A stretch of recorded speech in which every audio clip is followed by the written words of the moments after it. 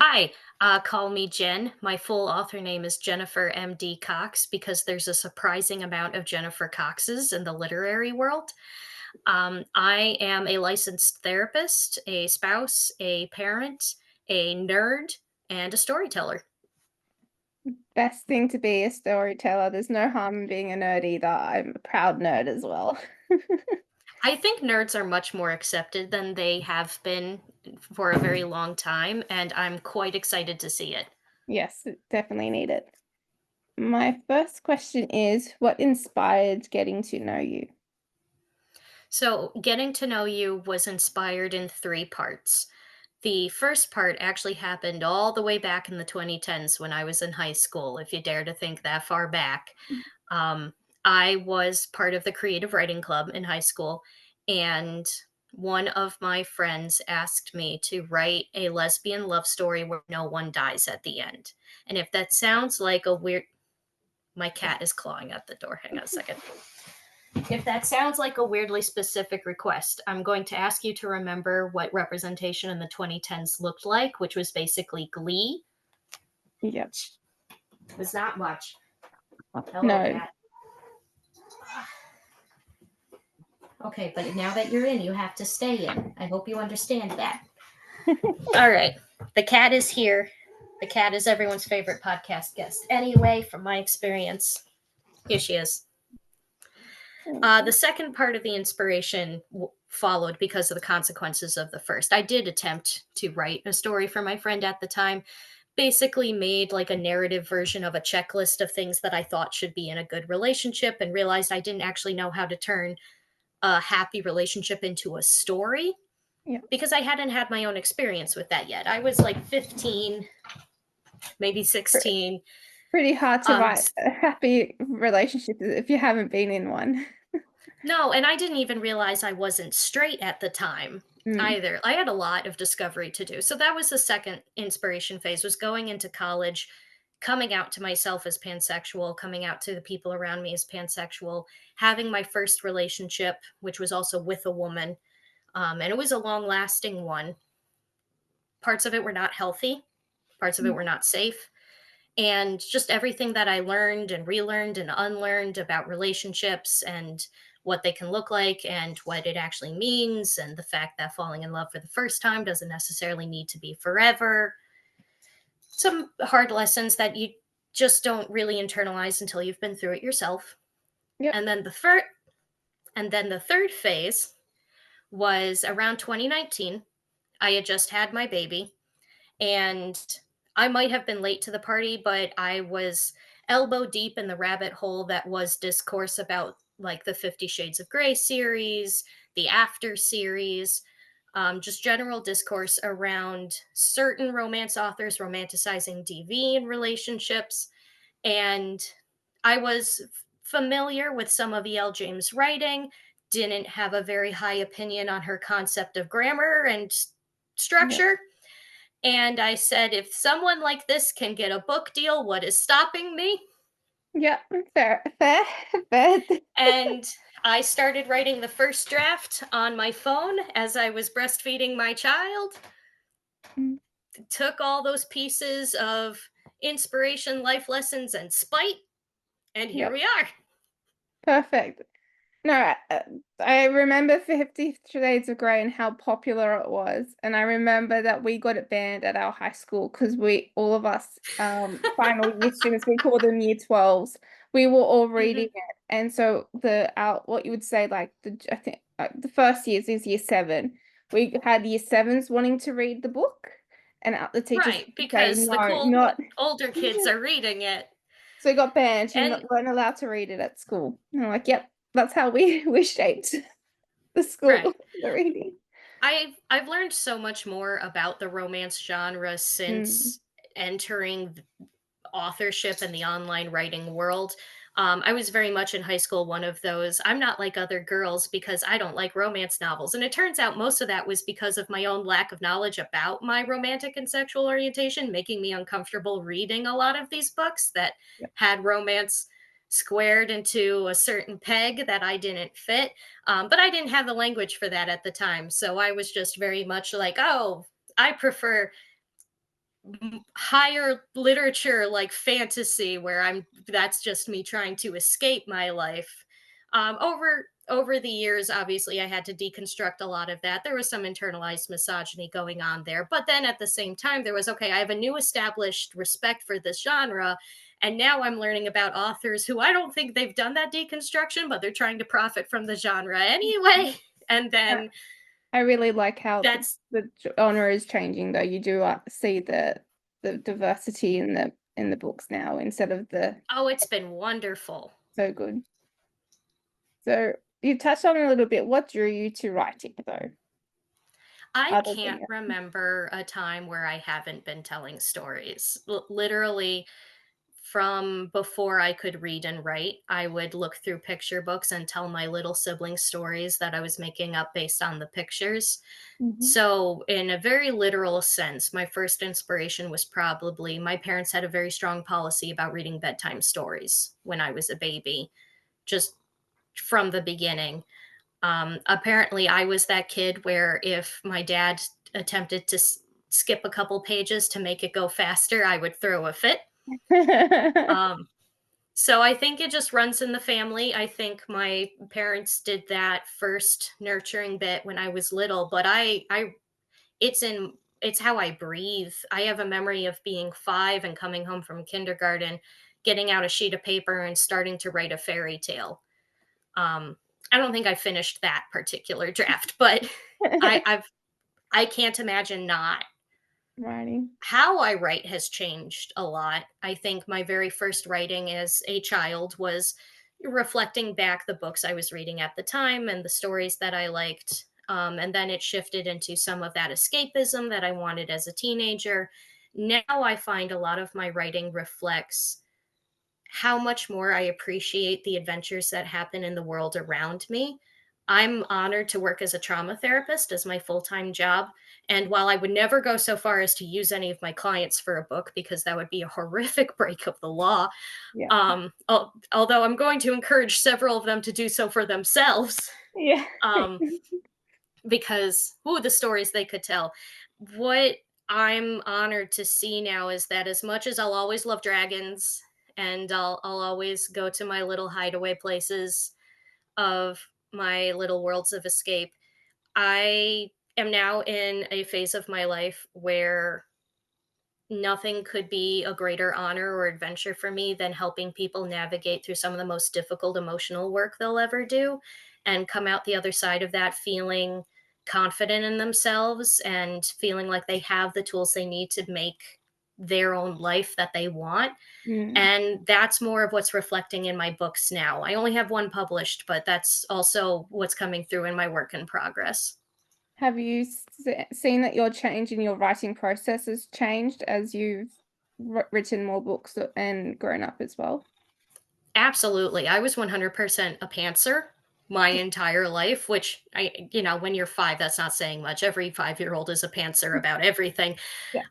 But all the way through as I was getting a little bit more structured training through, I had a fantastic mentor in high school, Kenneth Felches. He's a poet.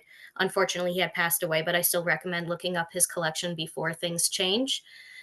So I had mentorship in high school, and then I got my minor in creative writing from Alfred University, and that education started giving me different tools about how to conceptualize writing. Um, but I was still very much a pantser, very Yeah. much just here's my idea, and I'm just going to follow it from beginning to end. There we go. And it wasn't until literally this book that I wrote an outline, despite every teacher's requirement forever. I had just gotten away with it forever. And for some reason, I just still don't know why, but for some reason, with this book, I swapped into outlining. And it seems to be the same way moving forward with this work in progress now. Except with this work in progress, I'm not writing the chapters in order, and that's brand new for me too. I don't have a solid reason about why it's changing. I just know that I am. And I think part of it might be because, again, I've shifted from being very like fantasy focused in Mm. terms of what I value in my storytelling to those more contemporary. I want to like reflect and process themes that I've learned in my life. Maybe I do that better in an outline. Maybe. Who knows? Talk to me again in another 15 years and we'll see what wild process I've come up with. Do you write by scenes, or you just sort of see how your brain wants the story to what part of the story to be written? It's changing, and it's Mhm. making it difficult to put into words, Yeah. because it very much used to just be a case of, like, especially when I was in middle school and high school, "Ooh, these things would be cool. So Yeah.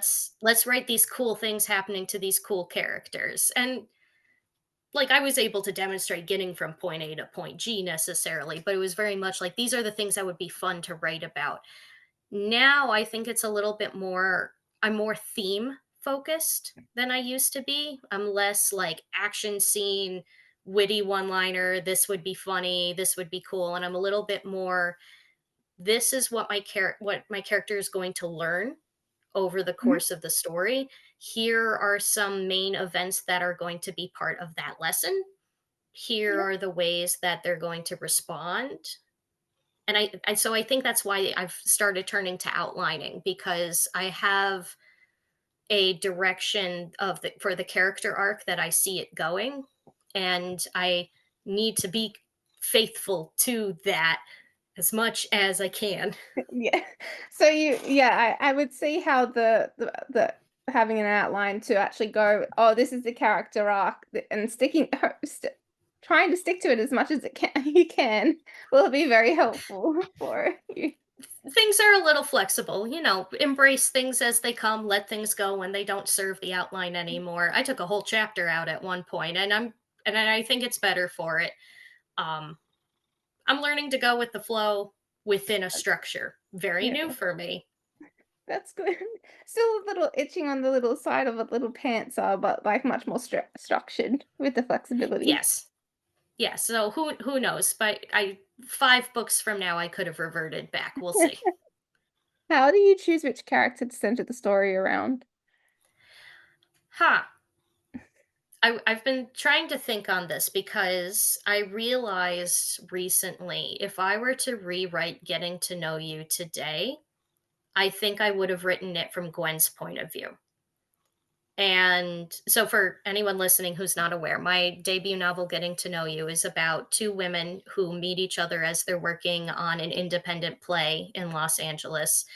Maggie, the point of view character, is a 19-year-old who has lived in Los Angeles for about a year now, had moved here with her high school sweetheart, gets cheated on, breaks up, has to restart life basically. She has no friends in town with her, she's cut off from her family. And the story is about Maggie building the life that she wants for herself, Mm, healing from that heartbreak, connecting, found family vibes. And I think I wrote it from Maggie's point of view because at the time I was writing it, I was processing my relationship between my identity and my faith identity. mhm. When I was in college, came out as pansexual, was in a relationship with a woman, I stopped going to Catholic Mass. Yep. Gonna keep that long story short with that Yeah. explanation. And it was actually the college's Jewish community that took me in. Mm, Um, and I spent those about 4 years going to Shabbat instead of Mass with a fantastic professor and an amazingly warm and open hearted group of people that gave me what I needed in terms of a community that knew your relationship with God is going to include questions, is going to include times where you don't have all the answers, and that's okay. It doesn't mean you don't have faith. It means that this is the new thing you're learning about God this week. Um, a community of people that there were all different sects of Judaism that came as part of this collegiate group, and seeing that broad spectrum of, there are sects that are more conservative, and then there are sects that like we're not going to throw you out for being lesbian, for example. mm, I wasn't getting that from my own faith community in Catholicism, yeah. and as I'm continuing to Right now, I'm taking my child to a Presbyterian church, and right now that's what feels right for me, but it still feels like I'm a little faith homeless. So I think Yeah. that was what I was processing as I was writing it from Maggie's point of view, because that's a huge part of what Maggie is growing through, is finding a community that equally accepts her as both Jewish and lesbian. Yeah. But in the years since then, I've been going to more therapy. And I think if I were to start writing the book now, I would have written it from Gwen's point of view, because what Gwen is processing is learning to find safe love again after surviving domestic violence. That Mm. was something I had accepted about myself by the time I started writing the book, but I was still kind of holding at arm's length. My therapist often says I'm missing from my own stories when I'm talking to her. Yeah. Um, So I think how I choose my characters based off of whatever it is I'm currently trying to process. And I do believe, as a therapist, I believe it's nearly impossible for writers to objectively write a story without somehow leaving a part of themselves behind. I think I'm just more blunt about it. Yeah. No, but you do have you would have to leave some sort of impact or part of you in your book. So you're writing them. You can't be completely objective as well.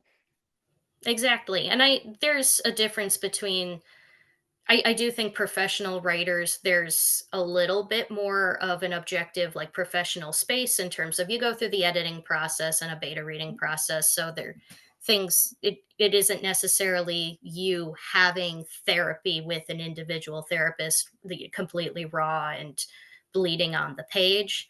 Mm. But I don't think you're ever going to have a version of any story where I don't learn something about you. Yeah, very true. Would you ever do a dual point of view book? I don't know. I'm not currently planning on it, and I think the biggest reason why is just because of how I conceptualize stories right now, and it might be because of my point of view as a therapist. When you come to me for therapy, um, I know your side of things is not all of the sides of things. The Yeah. people in your life have a perspective on it. The people you impact have a perspective on it. None of that matters in therapy. In therapy, the part that matters the most is what you are experiencing and processing. And that is the story that I become invested in and try to develop with you. So I Mm. think I think because of that, that's why I lean so heavily into single point of view, because what I want is to give this character that experience of that Yeah. very thorough beginning to end. Let's understand this part you're trying to process. That said, my work in progress series that I'm starting now, the first book is from one character's point of view, and then the second book is from her partner's point of view. So I don't know if that's cheating.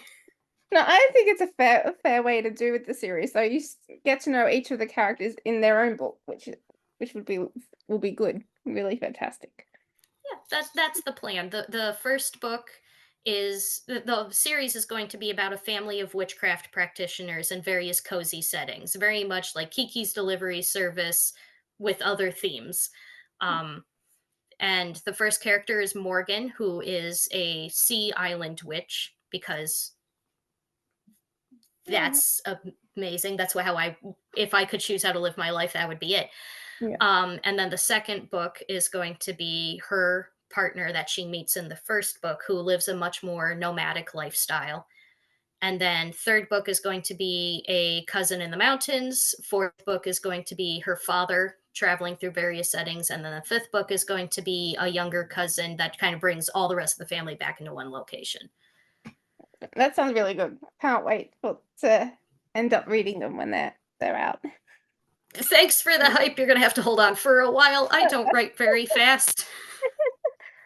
What's your approach to world and character building? I know everyone has a So, different way to go about it.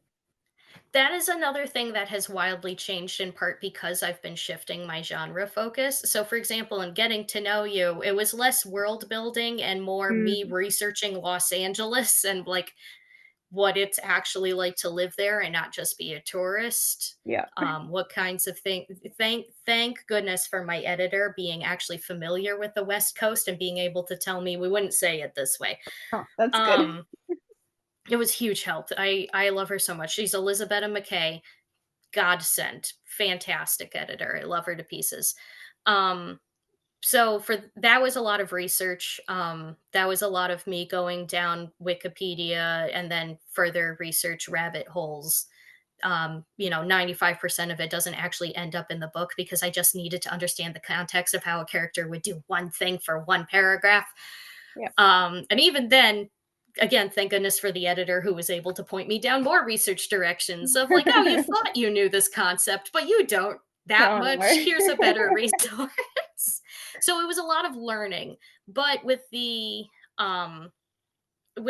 book series I'm doing now, I again, this part of it is an exploration of my understanding of faith. I'm pulling from what I'm learning now about a lot of diverse practices. I have loved ones that do Wicca. I have loved ones that are Druidic. I have loved ones that are like everything in between. So it's me trying to gather all of the resources I can there and then connect which ones connect with my characters.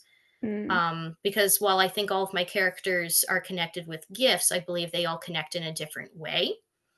yep, And they're all going to have slightly different versions of those belief systems.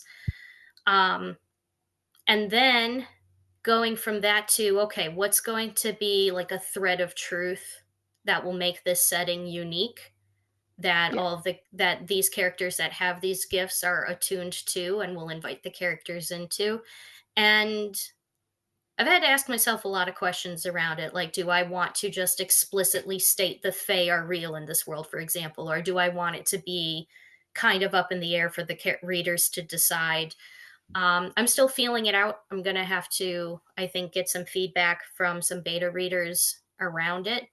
And all of this is wildly different from, again, back when I was a pantser adolescent. It was just like, and then there's going to be dragons, except the dragons are only going to have two legs because I can't draw a dragon with four legs. The choices of what you can actually illustrate Right. by the Very character. much just what am I limited to? What do I have the patience for right now?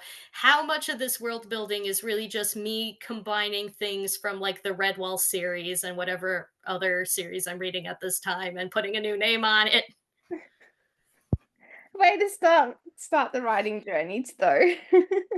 Well, I was never like a fan fiction writer specifically, Yeah, but I do think fan fiction and homage writing is a fantastic way for people to start their skill building as writers because you are able to not skip the world building process necessarily because some of those fan fiction writers put so much work into world building, but they do. like you're given something like a basic like play kit to start Mm, with so that you can test out how you like to do things without worrying about like how much of this are people going to understand because your readers are going to have a common understanding going in and yeah. then you're able to focus on other skills. I have a lot of respect for fan fiction writers and for authors who started as fan fiction writers. I was just too much of like a canon puritist to allow myself to get into it as a teenager. I It's think just that again, I was and very straight-laced. that's one little rabbit hole you can fall down as well when you like have a dead favorite series to write. It's like I can do a fanfic. Everyone knows the characters, so I can do this. Right, Mm, right. It gives you a little bit of confidence of like I'm already working with something that I know people love, so let me start building my confidence with other writing skill sets by practicing with this. I love it. Get back when I was in high school, a lot of what was in our creative writing club was fan fiction, and it was a great way for people to start building their own voice. yep, definitely. Do you have a favorite moment to that you wrote in the book, Getting to Know You? I do. I'm so excited about this question. I never get to talk about this part. So it's not until chapter 26 because I'm annoying that way. Um, but so Maggie and Gwen, the leading ladies, have been working together on this independent play for a while. They've been meeting up for some one on one tutoring because Maggie hasn't gone to school for acting like the other actors of this play have. So Gwen says, I'll give you some education. And they've already been through a lot together at this point. Gwen's ex has made her appearance in her threatening stalker manner. They went to Gwen's mom's for Thanksgiving. They're pretty close at this point. In chapter 25 preceding this, so my favorite moment kind of overlaps between the end of 25 going into 26. Um, Chapter 25, they're celebrating with the cast of the play. They all went out for one of the cast members' birthdays. And shock, horror, Maggie's ex is the band that is invited to play at this restaurant that night. So, and then further shock, horror, when the show is over, her ex saw her in the crowd and comes over to talk. So Gwen has this very protective, like, hey, I'm totally her girlfriend. Nice to meet you moment. They are not dating at the time. It's just her ex shows up and is like, "Hey, are you 2 together?" And Gwen's like, "Yes. Yes, yes, but we're not telling anybody right now because we're celebrating someone else's birthday." So Maggie at this point is just like, ugh, like just sick, like to her stomach. I'm trying to eat my feelings. I wasn't prepared for this. I'm starting to realize just how much of my ex is a vain a-hole. And Gwen's like, she's rude to you. Mm. Go on a date with me. And Maggie's like, what? Maggie's like, I've been trying to hide the fact that I have a crush on you this entire book because I'm trying to keep things professional. Now you want to go on a date? And Gwen is like, yes, let's go. Where haven't you been? So chapter 26 is their date to the Santa Monica Pier. And I actually wrote an outline and wrote this book in order. And I spent the preceding 24 chapters being like, I can't wait to get to this part. I can't wait to get to this part. Loved writing it. They're very cute. Gwen's all like, I'm going to give you compliments and you're going to accept them because this is a Perfect. date. And Maggie's like, okay, I'll try not to blush and I'm going to fail. Oh, yeah, that's perfect. That seems like would be like a perfect scene to write and chapter to write. I love it. Thank you for asking me about it. That's all right. Which of the characters do you relate to the most and why? You've already sort of touched on this one. So I relate to a lot of them for a lot of different reasons. I talked a bit about Maggie, about Mm, that, like having a faith community not accept you and then having to find another one that does. I give Maggie a happy ending in that regard. I'm still looking for mine. Gwen, I obviously relate to in terms of more specifically, the part that Gwen processes in terms of what it means to be a DV survivor, especially someone that was in a same sex relationship, is the idea of even after it's over, there are parts of you that are still unconsciously living by the same rules of that relationship because that was how you mhm, kept yourself safe for so long that you don't really recognize when it's time to stop. That's what Gwen is going through in the book. Um, but it's not all just, mm, therapeutic processing on the page. Some of it is for giggles. Coral is a side character that I particularly enjoyed writing.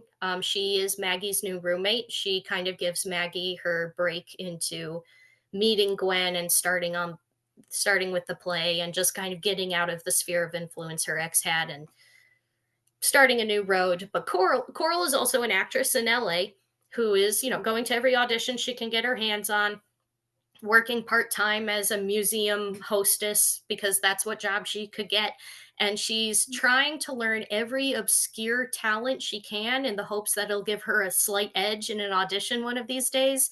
So any scene she's in where she's helping Maggie process something or giving Maggie a little bit of a pep talk or getting ready for the next thing. She's practicing juggling, learning how to moonwalk, practicing a coin magic trick, just all these little things that aren't going to matter in the yeah. audition. She's talented enough on her own, she doesn't need it, but she's just trying anyway. Sounds like she's a cool character. Yeah, I love writing her because she's the one she's kind of like, I'm fine. I'm here to support you until later in the book Maggie's like, "Oh, there's like a person that you could totally connect with that you're so focused on these other fun little details, you don't realize the happiness that could be right in front of you, Coral." Mm, yeah, She's very much that let me be busy helping other people type of person until she finally gets her break at the end of the book. So she's getting her happy ending. everybody gets some happiness in this. Yeah. That was what my friend asked me for in high school, Yeah. was everyone gets together and no one dies. Yeah. You fulfilled that. I did. It took me 10 years, but I It did happened. it. How has writing and publishing a book changed the way you see yourself? I go back and forth on whether or not I actually feel like I have changed how I see myself, because there are other Mm, days where it's like, holy cow, I'm like a real life author. yeah, Like I can put that on a resume. I can be official about it. And then there are other days where I'm like, well, am I really that much of an author if I'm like not a household name? Good old imposter syndrome yeah. kicks in and it's like, oh, you haven't actually made it yet. Um, you know, it's Mm, my imposter syndrome will come up with all kinds of reasons to say that it hasn't 100% counted yet. It like sometimes it's like, oh, it doesn't count until I was very fortunate to be accepted by Nine Star Press, an indie mm. publisher for LGBT plus books. And there's a part of my imposter syndrome that's like, well, you got to prove that you were worth the effort that they poured into you. Like, you got to produce sufficient revenue for the press, and then you'll be allowed to say that you've made a difference. And I don't even know how to measure that. I think if people are reading your book, you've made it. But I'm trying to tell myself that. And Very hard to though. it is hard, especially when you grew up in like the 2000s, where it Mhm. was like, oh, you don't like to talk about your accomplishments very much, you're quiet and subdued, you'll be perfect as an author. And now Yeah, we're in the 2020s, where in order to be an author, you basically have to be a content creator. yeah. You need to share, shout, basically shout it out and spread Shout it. from the rooftops. I was raised in the wrong decade for Yeah, this. definitely. Ah, but I'm trying. I'm trying. So I get that might be the biggest way that becoming an author has changed how I see myself, is now I have to like actually talk about myself. And that was a no-go for a very long time. Are there any authors Uh, or books that inspired you to become a writer or has inspired your writing style? again, can't remember a time I wasn't writing. Mm, So the very first ones were probably the people that made those ABC books that I read as a yeah. toddler, that I created sagas about through the pictures. But a handful of the authors that have meant the most to me growing up and then into today, um, a lot of them are fantasy authors, because what I was really looking for as a kid was escapism. Yeah. So the Redwall series will forever have my heart in terms of, you want a good old cute quest and good food. Don't read Brian Jakes when you're hungry. Do not read Brian Jakes when you're hungry. I have made that mistake too many times. Tamora Pierce for her badass femme leads, Yeah. obviously. Mercedes Lackey for tricking me into reading romance novels because they were filed in the fantasy section. But there's a couple authors that I've only really connected more. Well, okay, no, I knew Henry Neff when I was in high school. I'm lying to myself. Henry Neff is, I describe him as the person that replaced the Harry Potter series on my shelf, Mhm. with his tapestry series. And he has a fairly new book out called The Witchstone that everyone should read. It's so witty, like The Good Place meets American Gods. That was the Okay. comparison. That would be good. There's Obviously, there's all the authors I'm connecting with now that are reshaping how I see the storytelling landscape. Lizzie Ives was the first indie read that I read this summer.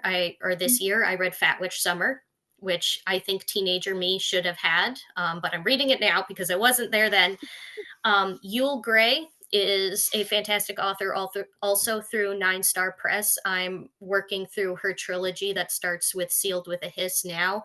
And what I love about her work is that, well, sorry, they. What I love about their work, all the characters use she, her, so that throws me off. My apologies. Their work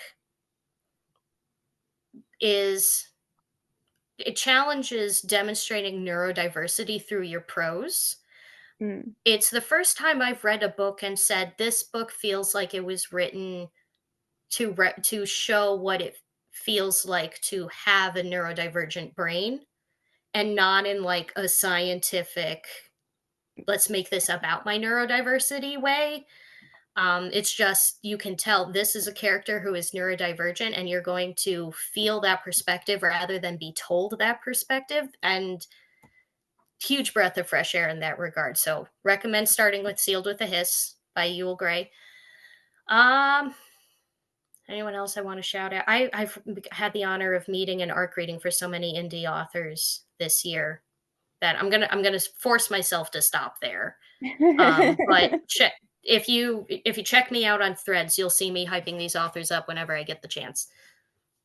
It's always good to read the indie authors because it's their true voice coming out as well, which I absolutely love. I in the last couple of years started reading indie authors, and they're some of my favorite books. I started arc reading this year, and it's one of the best decisions I've ever made. I'm actually reading books more often. I didn't used to save time for myself to Mm. read, and now it's like, oh no, you gotta let mommy read for a little bit because I got it. I'm doing this for another person. And they Um, actually would like my feedback. yeah, like this actually matters when I'm done with it at the end. But it's also just broadened my reading horizons, and again, it's given me a community that's been fantastic and does a lot to fight the imposter syndrome. Yeah, and you need that as well. Yeah, you that if I were to tell anyone entering the author world now anything besides you can't please everyone for write it for you, I would say start that community now. It's going to make a difference. Yeah. Well, that touches on my next question about advice you would give to a writer, Now either working on their first I book or in general. I got ahead of myself, so let me broaden that first point I made very quickly. Uh I am a very conscientious person, and I'm not saying that to brag because it has its detriments. Like, it's very easy for me to get paralyzed by the fear that I'm going to do something wrong. Mm, And also being a therapist, I want to make sure that I'm writing responsibly. I do believe our stories have a lot of power in terms of how we see ourselves or the world around us and our role in it.